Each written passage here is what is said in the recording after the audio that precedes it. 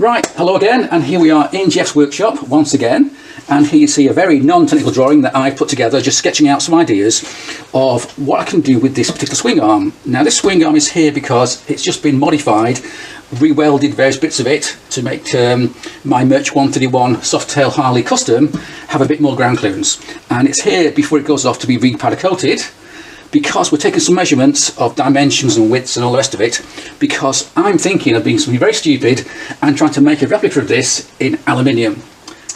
And what we see here, apart from my big cup of tea of course as always, is quite a detailed diagram now with some accurate measurements of the dimensions within half a mil of that swing arm. Yeah.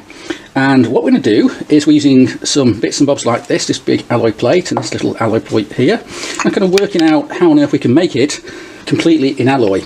We've got some stock in, some quite expensive actually. Look at this thing here, that's a big heavy piece there, and that's going to be one of the two main beams of the swing arm. Now this is actually 2 inches thick, which is 2.5. 2.5, sorry, which is incredibly heavy, and you wouldn't use that in a swing arm normally. And the reason why we got it that big is because it's going to be milled out, so there's not going to be much left of it, and it'll end up with an angle at one end, and that will be to spread out the swing arm around the tyre, so that's why it's so thick. So let's just step back a bit and look at what else is going on.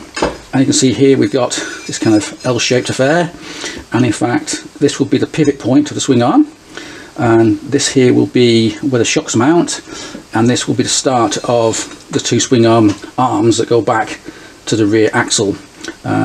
Yeah, so that's that one, and then here we've got the other side, which in this case goes both up and down. The right hand side. Right, yeah, okay, so you can see there the general shape. So next step for this one is to mill out these shapes on the miller. We've just line drilled it for now, and then once that's done we move on, and we've got this piece here that's sort of started, and this is going to be actually the base of the swing arm low down here. Actually, I don't know if my camera can get it in, and this is actually where both the battery box will sit, and also at the side it's going to be where the mounts will be to mount the swing arm to the shocks. And at the moment that's all welded up on the stand swing arm, but we're going to do it so that it'll be shimmed and bolted up, so that if we need to move the mounting point back a few mil either way to get the right height spot on, then we can do that. And so moving on then, yeah, so here we have these two big pieces. This actually piece isn't quite so expensive because it doesn't have to be offset, and in fact it can be staggered by bolting up another piece behind it and welding it, and then machining this edge like that at an angle. That gives you the step that we need, whereas this piece here has to be stepped a lot more, so it has to start off as a huge, great big heavy plate, and it's going to be machined a hell of a lot. It's going to be angled at this end and stepped, so that as you look at it in profile it'll have a step in it. Right. And then at this end here, this will be the end of the rear spindle. This will have to be machined out for the axle adjusters, which will be internal, so that'll look quite cool, a bit like a drag bike. And when it comes to assembling this sort of big jigsaw pieces, we're going to use both bolting it together, pegging it together, and also welding it together. So that's got a real belt and braces affair, because this thing's going to be very strong, and I don't want to risk this whole thing falling apart on the bike. And now a few weeks more have passed by, and we are making some progress. Here's some new bearings for that swing arm.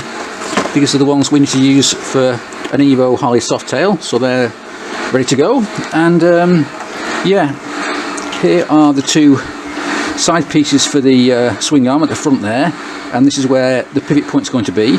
And in fact they've been machined together.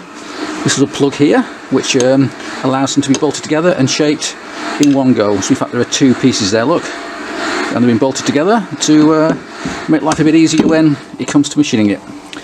It doesn't look like much right now, but there's been quite a lot done. It's surprising. Yeah, so let's just move this out of the way, and we'll see what we've been up to. And this is one of the twin spars of the swing arm, and this is obviously the pivot point here. Down here is the pivot point of the shocks, or rather where the shocks are mounted here. And what's happened is this has been drilled and threaded and bolted together, and probably in the real world that's quite enough. It ain't going to go anywhere, is it? Probably realistically it would. No. Once it's got the bottom braces in, it probably would be. Yeah.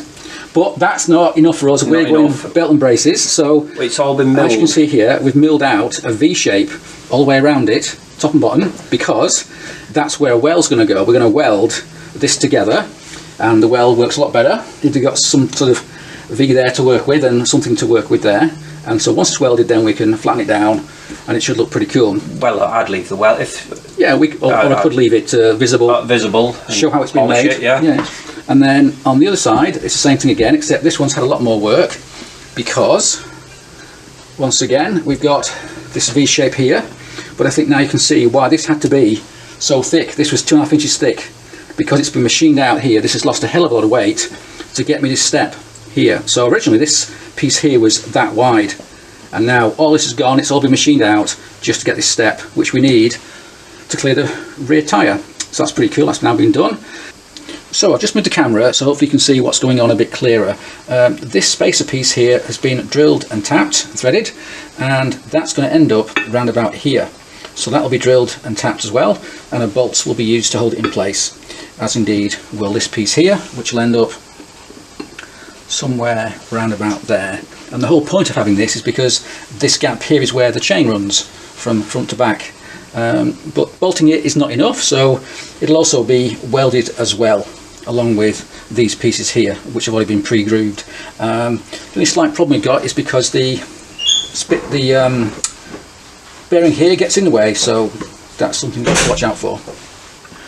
Okay, so we've reset the camera, so now hopefully you can see what's going on.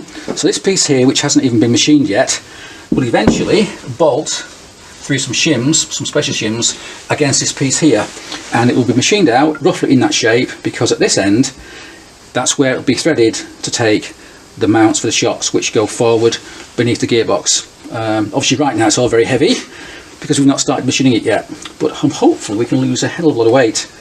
And while you hang on to it, I can tell you, I just weighed it, these are about £7 each. I think this one's 7, that's £7.5. This together is about £3, and some bits and bobs like this piece here will go across here. It's got to be taken down a little bit. I mean, we'll machine that down and put a flat on it to make it easier to tighten up. And yeah, so even as it stands at the moment, if we weighed everything on here, it's around £20, whereas a standard one in steel was £34. So it's quite a good old improvement, but I think we can lose a bit more yet, and we're going to do that because, let me just zoom in.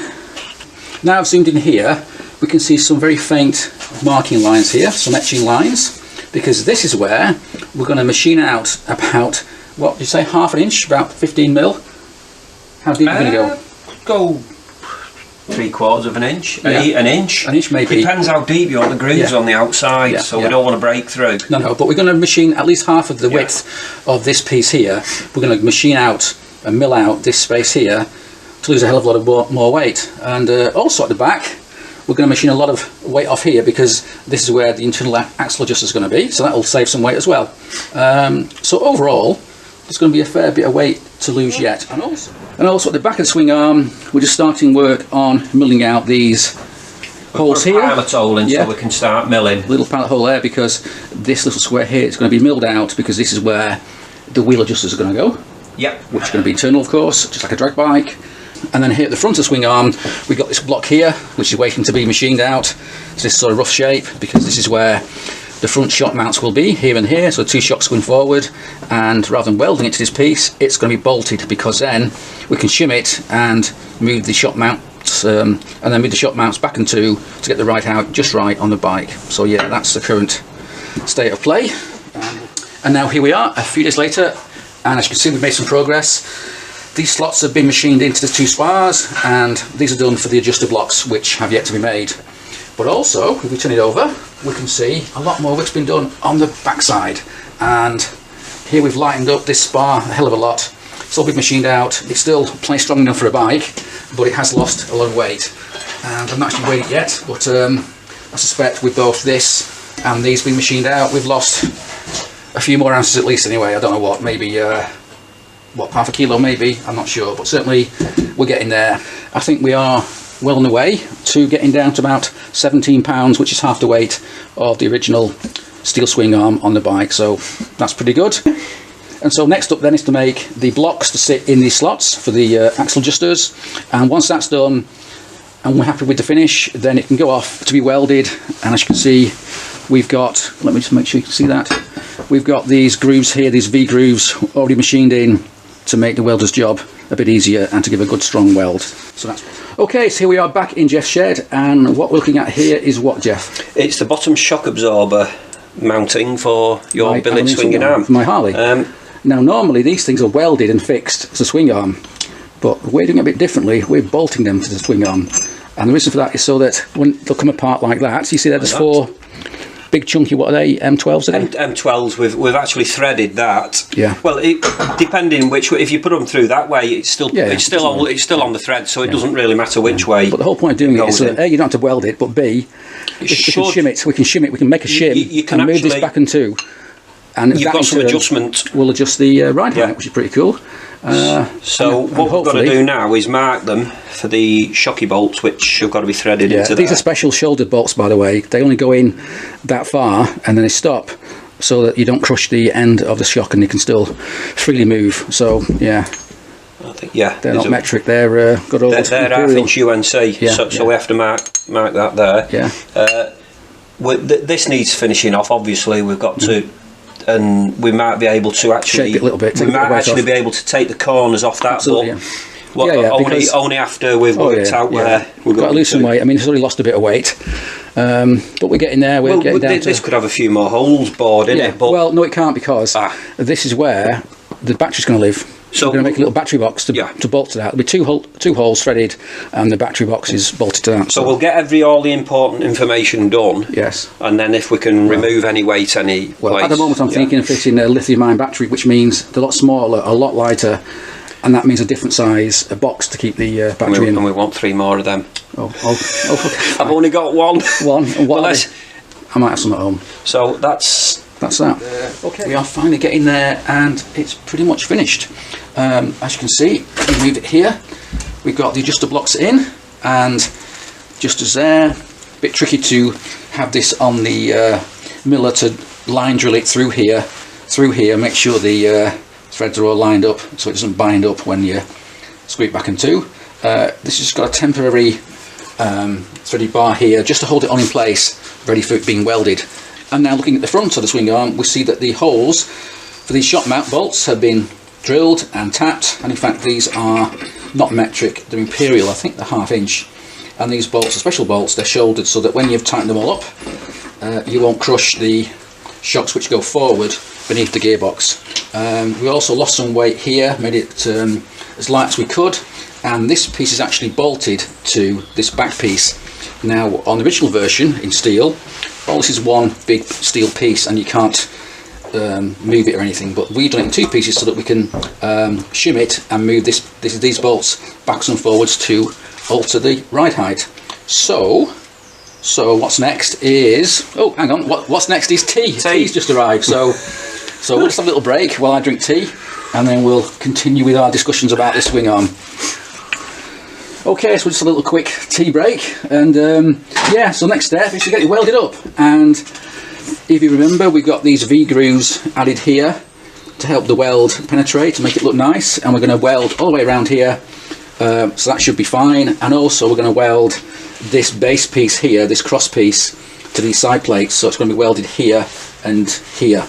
However, we're not quite finished yet. It looks like we're finished, but we're not there yet, because we've got to add one more element, and that is the underbracing. So let me just spin it over and we can explain what we've been discussing and what might happen next before the whole damn thing's finished. So let's just refocus. Okay, so Jeff's helped me out. He's holding this thing up so we can see this area here. And on the original steel version, we had a brace coming down here and into here. Now it's a bit different because we've altered the way this base piece works and looks, so we can't quite follow that same route. And also it was a tubular steel tube that went like that. Again, that would look stupid on here. We can't do that, so we've been thinking about some options and looking through Jeff's stack of bits and bobs and aluminium bar and whatever. We've got this scrap, yeah. We've got this piece here, which I think is almost, I don't think it's quite an inch 7/8 square. It's an odd size. So it could go, if you imagine this has been machined, it could be welded something like that. But for me it looks a bit heavy, and I think it looks ideal. Yeah, but what I want to do is have it something like this kind of width, but a bit narrower. So sure enough, Jeff has found a similar piece. This one's a bit that's inch by half, and I think that's a bit better. It looks a bit better, I think. So if you imagine, hopefully you can see this, the brace will be something like this, going like that, and then we've got to work out a way of, we need a bend on it, because it's got to bend in to clear the tyre, which is what the original does. So the original, however, bends in a lot more because it attaches to this cross brace here, but we're not going to do that. We're going to weld it to this bit here, because all this will be welded up anyway, so it'll be pretty damn solid. Well, that's the same gauge as that plate, so right. It'd look, if you could get it to that, look, because then it could come down and then we weld it up and look pretty damn cool. It'd look good. So this would need to be angled, obviously, something like that, and then it needs to be bent in here, and because it's thinner, it should be easier to bend. I mean, bending that will be almost impossible. But with this, we can get some heat on it and bend it, hopefully. Bend it, and it shouldn't crack. So that's the current plan. We need 2 of them, of course. I'm not sure this will be done before we send the whole lot off to be welded. I'm tempted just to get the damn thing welded now, and then we'll work on this next week, perhaps. Well, he's going to have to weld round here before he puts that in anyway. Yeah. So I think stage 1, stage 2. It also means I can get it done quickly because it's less work for Jeff to do. Not this Jeff, the other Jeff. Jeff the welder with a G. I can perhaps see him on Saturday and get him to do that quick job, and then we'll bring it back and then finish off this perhaps next week, and then we're done then. Then after that, I don't know what happens. It'll probably sit on a shelf for 6 months while I work out whether I want to build a new bike or fit this to my current bike. But overall, we just move this out of the way so we're not going to scratch anything. There we go. I think it's looking pretty damn good. I mean, when we started this, I didn't even think it might work. It's come out. Yeah, I actually just weighed it, and it comes in at just shy of 19 pounds, which is a bit more than I thought. But then again, we've also got the weight of this heavy bar here, which is just in for the time being to brace the back end of it before it gets welded.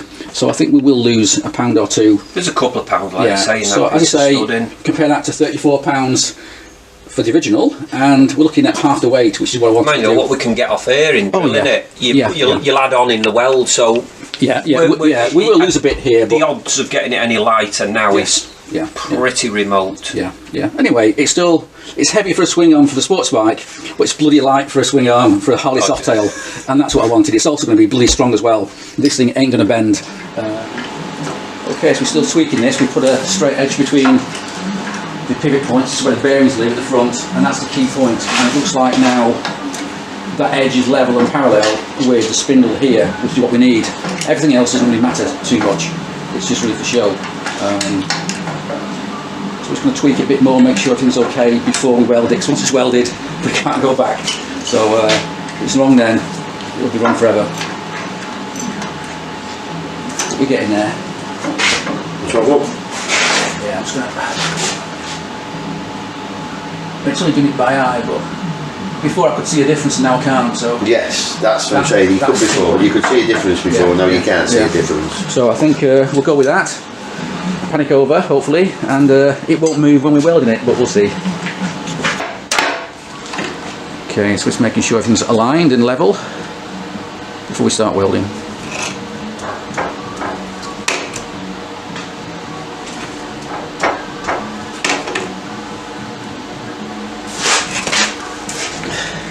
I'm going to put some tack welds on here to stop it from moving.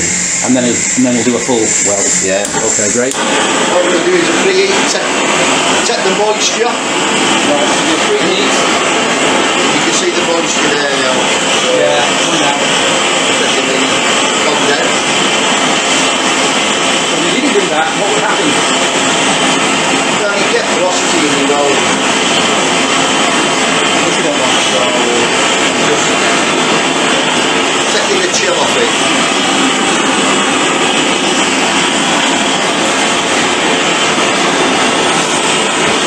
Especially on these winter mornings at the end of April. Yeah. Oh, the sun's come out now, we're doing alright.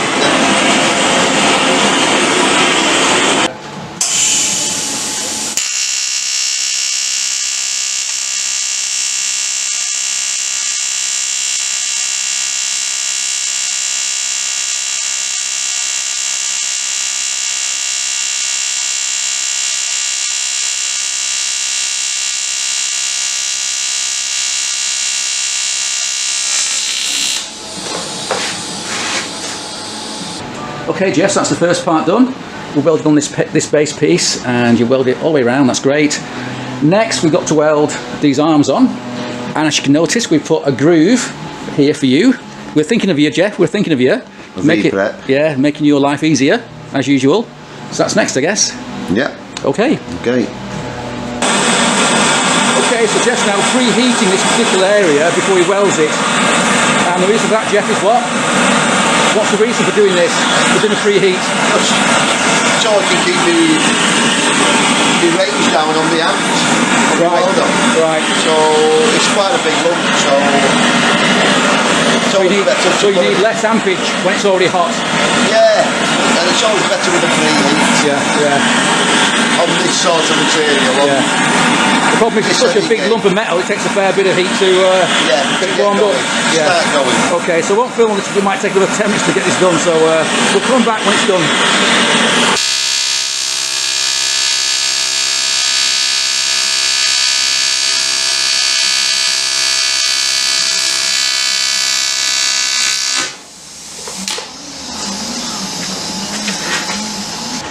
Okay, so that's the first weld done. I won't touch it because it's very hot, but that looks really neat. No need to sort of grind that down or touch it. I'll just leave it as it is to show how it's been made. So let's carry on. Okay, Jeff, we done? I think we are. It's still aligned, thank God. And all's well, it ends well. Yeah, we use this as a sort of dating point to make sure we were level and parallel with the rear spindle, and it still is, thank God. Okay, so now these two braces have now been fully machined, and they've had three things done to them. They started out life as a solid bar, 3mm alloy bar, and they've since been drilled all the way through to about here, so they've been hollowed out. At this end we left it solid so it can be machined like this and slimmed down, and at this end it's been beveled, of course, to match the angle needed for the swing arm here. So let's just see how that might look. Something like that once it's been welded on. And obviously this end here has been made or machined down to be the same thickness. I think it's about 20mm as this plate here. So next step is to get it welded on. Something like that. How's about that? How's about that? How's about that? How's about that, guys and gals? Yeah, yeah. The directors watching will not have a clue what you're trying to do. They'll think you're a pirate or something. What do you mean? Well, they don't know who Tommy Cooper is. Yeah. Ball bag, bag ball, ball bag. Yeah, that's right. Oh, you got me going now, yeah. Got me going now. Fucking had it now. I went to the doctor the other day. I said, doctor, I keep feeling like a pair of curtains. Well, put yourself together. Put yourself together. Yeah. You ran that one. Yeah. That was all when Moses was all like that one. Yeah. Okay, so I'm going to hold it here. I've got another one for you. I went to the doctor's the other day. Yeah. I said, doctor, one day I feel like a TP. The next day I feel like a wingman. Yeah. He said, I know your problem. You're too tense. Too tense, yeah. Old ones are the old ones are the best.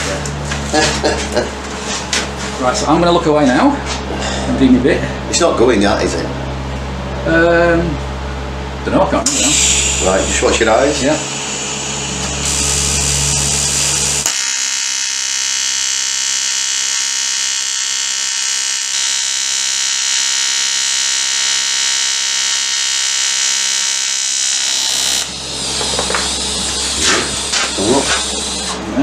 Let's get it level. Let's have a look. I'm winning. Okay. How's that looking? Okay, yeah, it's fine, yeah. Crack on.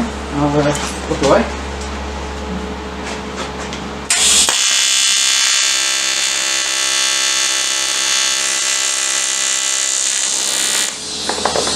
Right.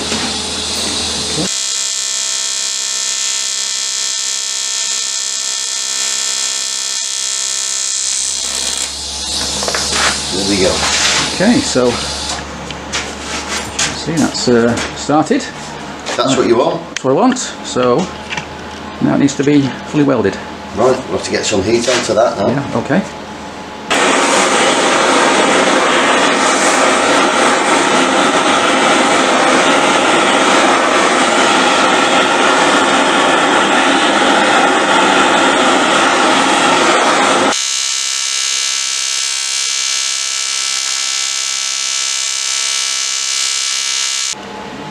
Okay, Jeff, are we all done? I believe so. I won't Yeah. touch it because it's very, very hot, so I won't touch it. So we've welded this and this. That's fine, but this little bit here just needs to be smoothed off a wee bit. Yeah, and, but it is blended hot. in, yeah, as you blended call in. it. And I can feel the heat of that from here. Yeah. So that's great. Oh, you can do your breakfast on that. Yeah. So, job done. And now here's the swing arm, back on again and cool down, because before it was incredibly hot. Couldn't get near it. And the welds look pretty neat and tidy, as always, from Jeff. And yeah, I'm pretty happy with that, because I've still got to make new spindle, and of course the battery box for the battery. That battery is going to be a lithium ion battery, which weighs in about 12 pounds lighter than the standard lead acid version. 12 pounds is what? Almost 6 kilos, quite a weight saving, particularly in unsprung weight. And in fact the whole swing arm weighs about half that of the steel version on the bike at the moment. So again, I'm saving about 16 or 17 pounds. What's that in kilos? I'm not sure. What's that? Maybe 7 or 8 kilos. So altogether, it's quite a significant weight saving. But I'm not finished there, because another change I'm going to do with this swing arm is I'm going to fit a lighter, more modern Brembo rear caliper and mount, and that should also save me perhaps £1 or whatever. But one thing I've forgotten about this is that, talking about brakes, I've forgotten to add the mount for the torque arm, which should come back and support the brake mount, which goes around about there. Completely forgot about it on the day. I mean, I knew how to do it, but I forgot today. So I need to make one of those and then come back to Jeff and get it welded on. But that can wait for another day. So anyway, that's the progress so far. Okay, so welcome to Jeff's workshop, and here we have a diagram, a very detailed diagram that we did, and we've advanced. It's not on cigarette packets anymore. Oh yeah, it's on the back of an envelope now. It's on the back of an envelope. And what this is for is for a tray for a battery. And you've been busy, and here it is. Yes. Mark 1 version, still needs finishing, obviously. It's a bit rough and ready, but there it is. And it's made to take a particular sized lithium ion battery that I found that hopefully will work with the bike. And here's the top of it. So if we get some threaded bar, it will screw into there, the right height. We're not sure the height yet. I'll screw them in level and then tight them in, yeah. And then that'll be something like that, if you can see that. Actually, you can't see that because it's too close. Let me just focus. Let me just stop there. Okay, so we'll just start again there to refocus. And yeah, so there's the top part, which will clamp down the battery, keep it nice and secure. Nut on top, one each side, and we're good to go. Now, where this is going to go is on the underside of the swing arm in front of the rear wheel. So polishing it may not be such a good idea. So I probably won't have it polished. I might have it powder coated or powder coated, something like that, or maybe even a ceramic coating or anodizing black, something like that. But it still needs to be polished first, of course, to make it look pretty. So that's my next task. So yeah, there's the battery tray, and that's one of several little jobs we got to do before the swing arm is finished. And the next one's going to be to make a rear wheel spindle.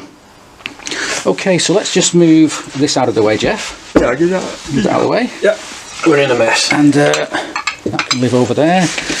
That superb diagram can be binned. And what we've got here now we don't need that now, do we? A piece of EN24T, T for tempered steel, and unfortunately it's not 3/4 inch steel, which is what I need. It's 20 millimeters, and therefore it needs to be machined down from 20 mil to about 19.4, I think, which is the equivalent of a 3/4. Now the reason why I've not got 3/4 is because this was free off Lister, because he stocks metric sized stock like this. What he doesn't do is stock good old Imperial anymore, and very few places would, I suppose.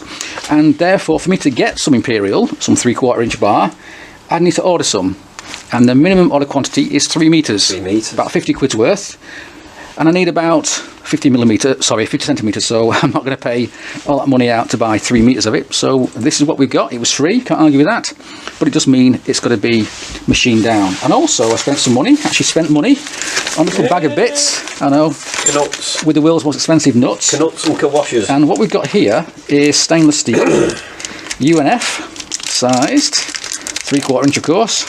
Nuts, I've got several actually, there's one there for one end.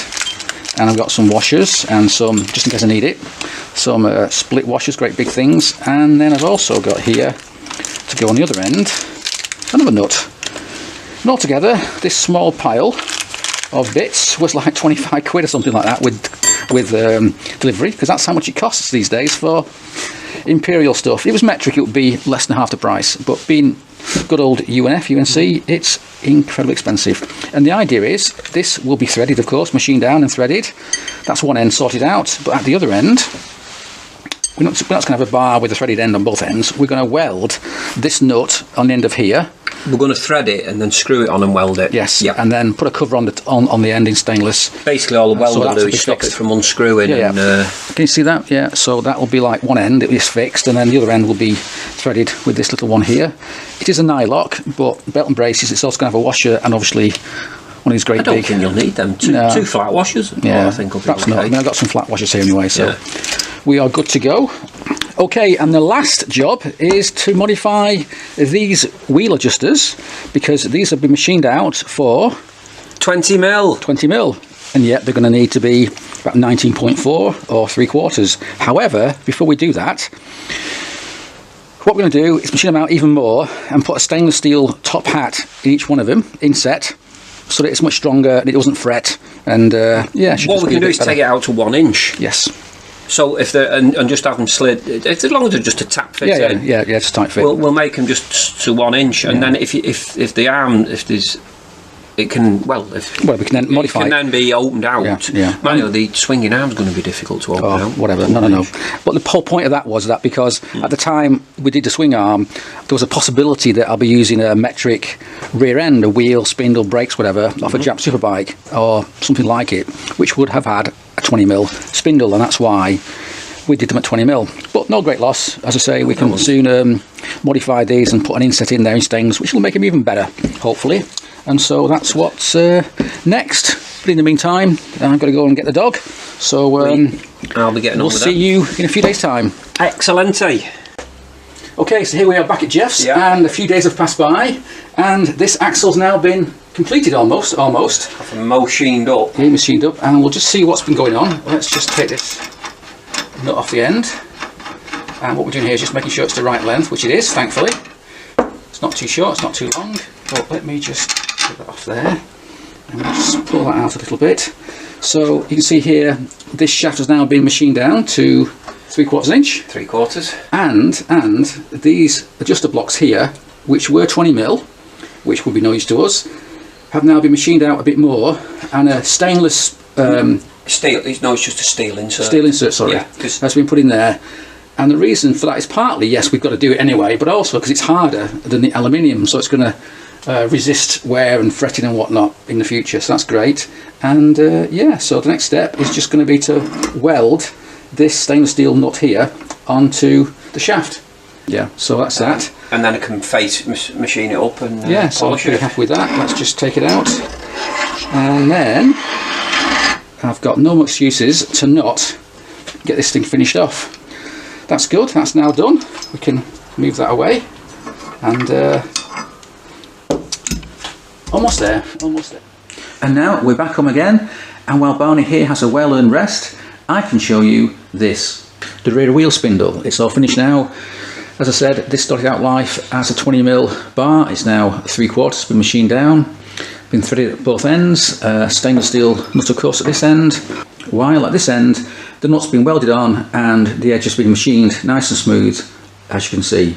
So that spindle's now finished, and it's time to move on to the next step. The next job is to add a bracket, which I forgot about when I had the new braces added to the new swing arm, and that bracket is this one here, which holds the torque arm in place, which in turn supports the rear caliper. So I've made this little bracket here, which I think is too big. It looks a bit too big, so I'll make it a bit smaller before I get it welded on the new swing arm, and that's what's next. Okay, so here's the swing arm about to be taken to be welded, and here's that little bracket, and it's going to end up round about there, I think, something like that. And so now I'm just going to take this and this to Jeff Haslam, the welder, and let him weld it on. And there it is, all welded on, nice and neat. And so with that done, all the major work for the swing arm is pretty much done. Just got to drill some holes in here to mount the battery tray. Not done that yet because I'm not sure if I can use this tray with a suitable lithium-ion battery, because these tunnels are the wrong way around. They do make one which is an exact replica of a standard UAC battery, But that would mean this battery tray is too small, and that's why I've not yet decided what to do with that. Next thing to do then is to clean up the finish. And so, with a bit of a close-up, hopefully we can see all these little nicks and burrs and scratches that have been put into the alloy surface. All that has to be removed with good old wet and dry sandpaper before I can carry on and have this thing either anodised or powder coated or ceramically anodised, or even just leave it fully polished. But that work will have to wait because I'm pretty busy right now and just don't have time. And so I think for the time being then, we'll call this finished, and I'll come back to it when it's fully polished and on the bike at last. So anyway, thanks for watching and cheers.